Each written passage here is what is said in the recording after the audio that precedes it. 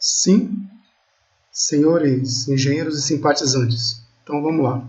Vamos calcular os esforços nas barras dessa treliça plana usando o F2. Então, o primeiro passo, eu vou desenhar essa treliça usando aqui as ferramentas que o F2 nos dá para ajudar a desenhar. Então, eu vou colocar um grid, são esses pontinhos aqui, espaçados a cada metro, pode ser, e em Y eu vou colocar a cada 1,5 metro, 1,5, e fazer com o cursor andar somente em cima desses pontinhos da grade. Então eu vou inserir uma barra, Insert Member, canto esquerdo, e vou colocar os banzos inferiores de 2 metros, são 3. Então, 2 metros, ó, tem que olhar aqui no canto superior esquerdo. 2 metros, ponto inicial, ponto final. Ponto inicial, ponto final. Viram como é que faz? Tranquilo, né? Agora eu vou desenhar os montantes. São essas barras verticais aqui, ó. 1, 5, 2, 6 e 3, 7. Então, vou ajustar as minhas barras aqui no meio, clicando nesse globinho aqui, ó, e desenhando na vertical. Olha lá, 1,5 metro. Ele só anda em 1,5 metro na vertical porque é só você notar aqui em cima, porque eu coloquei no Snap. O Snap faz o cursor andar somente em cima da grade. Mais 1,5 metro, mais 1,5 metro, mais 3 barras, que são chamados de montantes. Vou colocar agora os banzos superiores, ponto inicial, ponto final. Então, barras 5 e 6, 6 e 7 são chamados de banzos superiores. Então, agora eu vou desenhar as diagonais. 2, 5, 3, 6 e 4, 7. Então, 2, 5, a ordem não importa. Ponto inicial, ponto final. Ponto inicial, ponto final. Não importa se é de baixo para cima, de cima para baixo, não importa.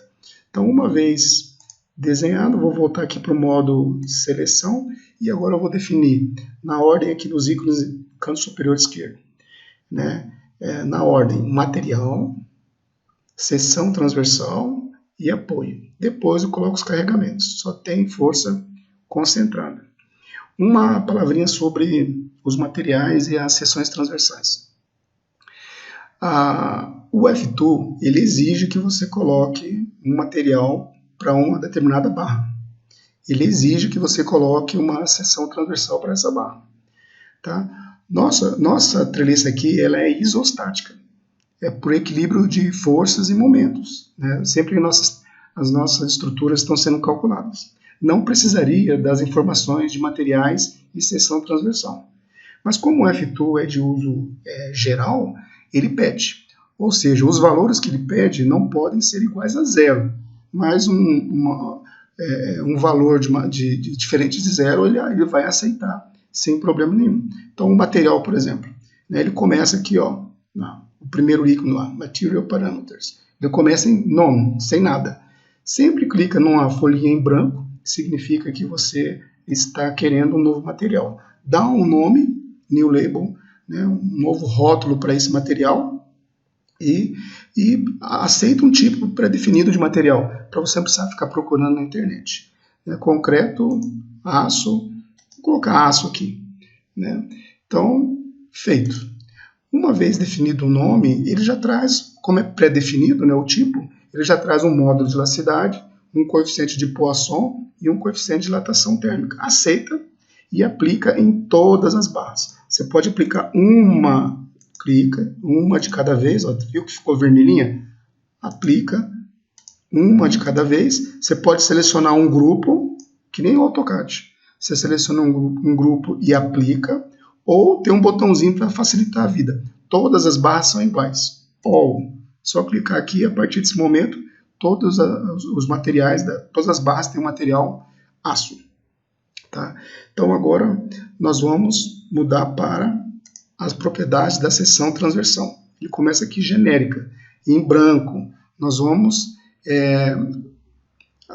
clicar na folhinha em branco novamente. Um novo rótulo, um novo nome para essa seção transversal, vou chamar de S1. Né? Vou aceitar aqui, vou adotar ring, né? Que é um tubo, anel. Né? E ele vem desenhado aqui para eu dizer quais são as dimensões desse tubo. Ele pede o diâmetro, vou colocar aqui uns 75 milímetros por, vou colocar aqui uma espessura de 5 milímetros. Tá? E novamente, seleciona na barra e aplica. Seleciona na barra ou aplica. Se for um conjunto de barras, seleciona todas elas e aplica. Ou, como são muitas, tem um ícone aqui que você pode clicar e ele aplica automaticamente em todas as barras. Ou, então, a partir do momento, além de ser aço, todas as barras serem feitas de aço, as barras são tubulares, de 75 milímetros de diâmetro, com 5 milímetros de espessura. O próximo aqui é os apoios. Vamos colocar os apoios. Como que funcionam os apoios? Apoio é um mecanismo que impede deslocamentos. No caso de treliça, né, no plano XY, em que as cargas estão no plano XY, você pode deslocar, impedir o deslocamento livre ou impedido em X, em Y e em Z. Em X e Y são deslocamentos. Como é que você impede deslocamentos? Com apoio de primeiro gênero, segundo gênero ou os três juntos, que é o de terceiro gênero. Tá? Então aqui, ó, no nó 5, eu tenho um apoio de segundo gênero. O que é um apoio de segundo gênero? Ele impede em X, o deslocamento em X, e impede o deslocamento em Y. Então eu vou colocar fixe em X, fixe em Y. Clico lá no ponto e mando aplicar. Olha lá, apply. Só que ele desenhou diferente do que eu quero.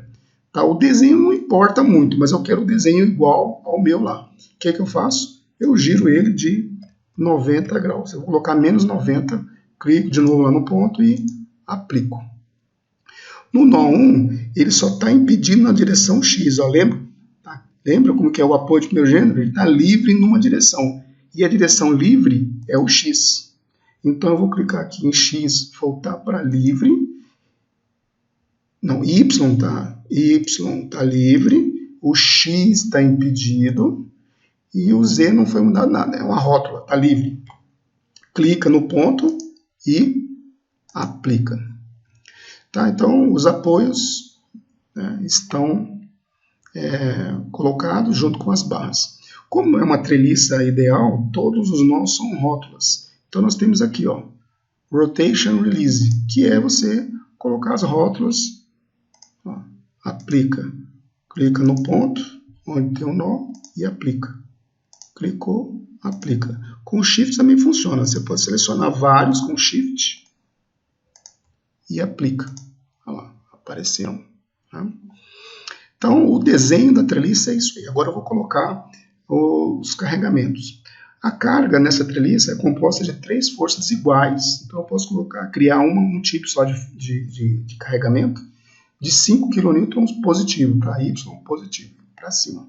Então, eu vou lá em primeiro ícone aqui, ó, Nodal Force, clico lá, folhinha em branco, dou um nome para essa força, P1, e para Y, 5 kN. Clico no ponto onde se encontra e aplico. Clico no ponto e aplico.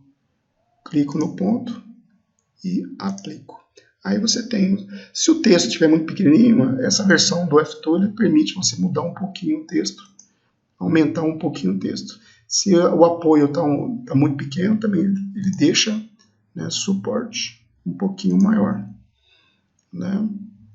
Então, o que mais que pode mexer aqui? Texto, o carregamento também um pouquinho maior. Então, você tem a treliça definida. Agora, vou salvar, vou dar um nome, né? lista 4, exemplo 1. Vou salvar para garantir, e agora eu posso pegar os esforços normais. Ó. Deformada, canto superior direito, deformada, momento fletor, cortante e esforço normal. Deformada, né? O carregamento não está de baixo para cima, olha como se deforma. Só que essas deformações não são reais porque eu chutei a seção transversal e o material. Tá? Essa deformação aqui só será real, o valor seria bem próximo da realidade se eu soubesse exatamente o valor do material, as propriedades do material e a seção transversal. Então, esse valor aqui é um valor que não corresponde à realidade. Então, vamos lá. Momento, tudo zero, porque só tem rótulas, né? Então não deixa passar momento fletor para as barras. Cortante, se não tem momento, não tem cortante. Tá? E, finalmente, o gráfico de esforços normais. Só que os esforços normais são constantes ao longo de todas as barras. Tá? Então, por exemplo, nessa barra aqui tem 7 quilonewtons e vou colocar aqui com mais uma casa decimal. Força com 2 casas decimais. Momento com 2 casas decimais. Não vai ter momento, né? Então, o que eu faço? Se esse gráfico não é interessante, né, tudo é constante, o que eu faço? Eu retiro o gráfico, a escala dele, né, coloco a escala para 0, lá, sem escala. O que ele faz? Ele diminui, lá, diminui até chegar a encostar o valor do esforço normal na barra. Então, eu sei que essa barra tem um esforço normal de 6,67 negativo, que significa compressão. O positivo significa que a barra está tracionada e negativo comprimida. Tá? Então, nós temos aqui os banzos superiores comprimidos, essa diagonal comprimida, diagonal comprimida, diagonal comprimida, e os banzos inferiores todos tracionados. Agora, com os valores dos esforços calculados por F2, vamos testar pelo método dos nós se esses valores estão corretos. Tá? Então, vou ampliar aqui, ó. Aumentar um pouquinho. Essa é a nossa treliça. Método dos nós. O método dos nós, ele consiste em 2 equações de equilíbrio de um nó, somatória de forças em X e somatória de forças em Y. Então, para o nó permanecer em equilíbrio estático, essas 2 equações devem ser satisfeitas. O nó não tem equação no momento porque nó não gira. Nó não tem dimensões. Então, ele não pode transladar. Se ele estiver girando, ninguém vai ver, né, o giro de um ponto, por ser infinitésimo. Então, 2 equações. Então, se são 2 equações de equilíbrio, eu só posso ter 2 incógnitas, 2 barras com os esforços desconhecidos, 2 incógnitas. Então, eu comecei aqui com o nó 4, porque o nó 4 tem 2 barras com esforços desconhecidos. Eu não sei os valores dos esforços normais nessas barras. Então, por isso que eu comecei com o nó 4. Aí você aqui retira o nó 4 e redesenha as barras em torno do nó 4, substituindo a barra por vetor, sempre saindo do nó. Tração, tração. Então, eu nomeei aqui a barra inclinada 4,7, representada agora pelo esforço normal N4,7, e a barra 3,4 pelo esforço normal N3,4.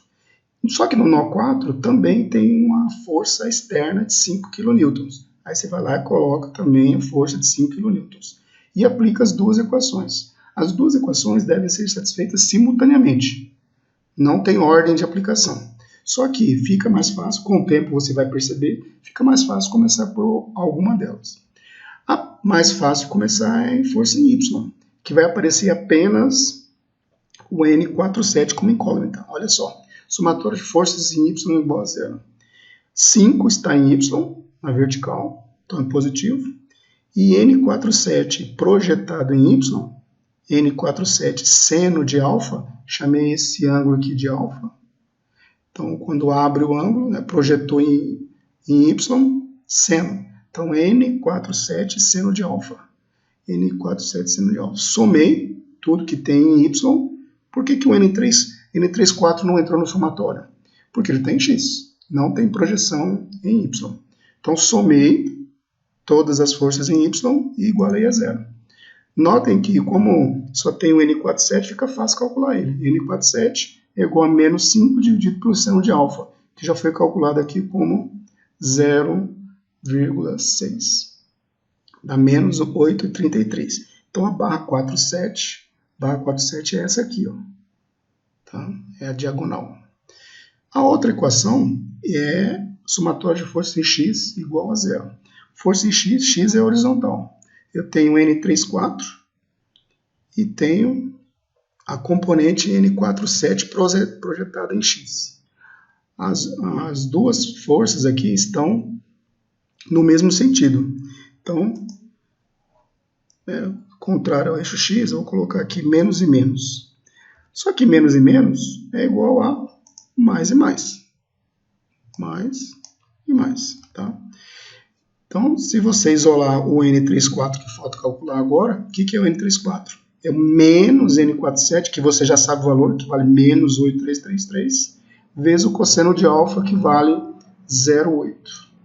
Então, dá N34 igual a mais 6,67. Tá? Barra 34 é essa aqui. Vamos voltar lá para o F2 e ver se os resultados estão batendo. Lá, menos 8,33, N47.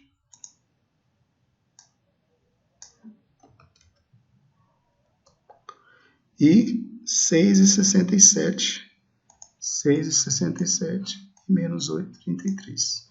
Ou seja, estão batendo os resultados do F2 com o exemplo em PDF, que tem um link na descrição para você olhar esse arquivo. Valeu!